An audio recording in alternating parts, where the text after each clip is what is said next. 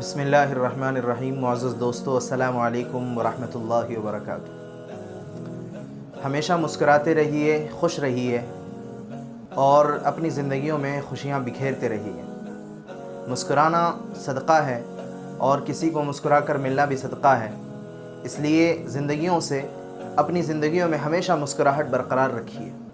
अपने चेहरे की ये मुस्कुराहट, आपका मुस्कुराना शायद किसी के लिए, किसी रंजीदा इंसान के लिए, किसी गम में शख्स के लिए जो किसी गम में मुब्तला हो, उसके लिए आपका मुस्कुराना हो सकता है कि उसे राहत दे और उसे खुशी पहुंचाए।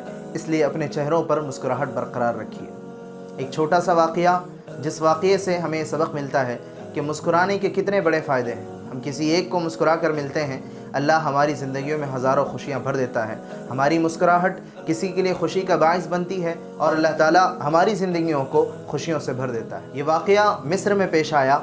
एक छोटी सी 6 साला मासूम बच्ची सड़कों पर टिश्यू पेपर बेच रही थी। चेहरे पर मुस्कुराहट लिए इधर से उधर फुदकती फिर रही है। ग्राहकों को आता देखकर अपनी छोटी सी टोकरी उनके सामने करती हुई कहती है, आपको टिश्यू पेपर चाहिए? वो एक खातून के सामने से गुजरती है तो देखती है कि वो रो रही है। मासूम बच्ची उसके पास रुक जाती है।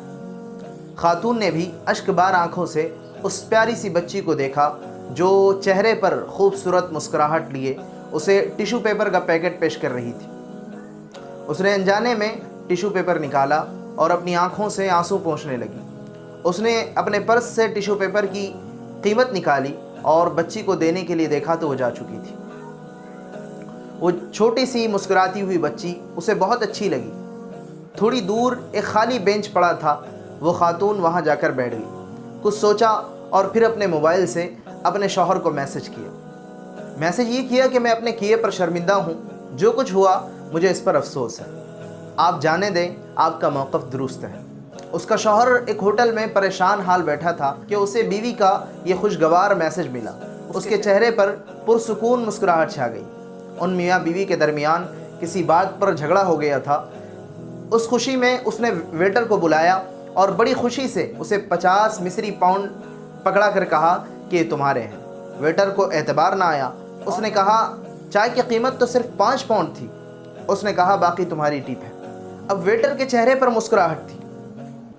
वेटर को इतनी बड़ी रकम का मिलना कोई मामूली बात न थी। उसने एक फ़ैसला किया और उस बूढ़ी फ़कीर औरत के पास जा पहुंचा जो फुटपाथ पर कपड़ा बिछाए चॉकलेट और टॉफ़ियाँ बेच रही थी। उसने 1 पाउंड की चॉकलेट ख़रीदी और मुस्कुराते हुए 10 पाउंड उसको दे दिए और कहा कि बाकी पाउंड तुम्हारे लिए, और अपने काम पर वापस चल दिया। बूढ़ी खातून बार बार उस 10 पाउंड की नोट की तरफ देख रही थी जो उसे बग़ैर किसी मेहनत और सिले के मिल गए थे। उसके चेहरे पर बेहद मुस्कुराहट थी। उसका दिल मारे खुशी के उछल रहा था। उसने ज़मीन पर बिछाए हुए अपने सामान को समेटा और सीधी कसाब की दुकान पर जा पहुंची। उसे और उसकी पोती को गोश्त खाए कई मुद्दत गुजर चुकी थी। उनका गोश्त खाने को जी चाहता था, मगर उनके वसाइल इजाज़त नहीं देते थे। आज उनकी ख्वाहिश पूरी हो रही थी। उसने मुस्कुराते हुए गोश्त ख़रीदा और घर चल दी। बूढ़ी अम्मा ने बड़ी मेहनत और शौक़ से गोश्त पकाया और नन्ही सी प्यारी सी पोती का इंतज़ार करने लगी कि वही तो उसकी कुल कायनात थी। आज वो गोश्त खाकर कैसी खुश होगी, ऐसा दिल ही दिल में वो बूढ़ी सोच रही थी। वो सोचों में गुम थी कि टिश्यू पेपर वाली बच्ची, उसकी पोती, मुस्कुराते हुए घर में दाखिल हुई।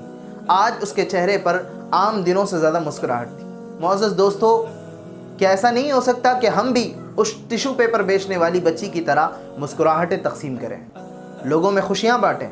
अल्लाह के नबी सल्लल्लाहु अलैहि वसल्लम की हदीस पर गौर करें। रसूल अकरम सल्लल्लाहु अलैहि वसल्लम ने एक हदीस में अपनी उम्मत की रहनुमाई फरमाई और चेहरे की मुस्कुराहट की जानिब तवज्जो दिलाते हुए फरमाया कि तुम्हारा अपने भाई के साथ मुस्कुराते हुए चेहरे से पेश आना भी सदका है। इसलिए हमेशा खुश रहिए, मुस्कुराते रहिए और अपनी ज़िंदगियों में खुशियाँ बिखेरते रहिए।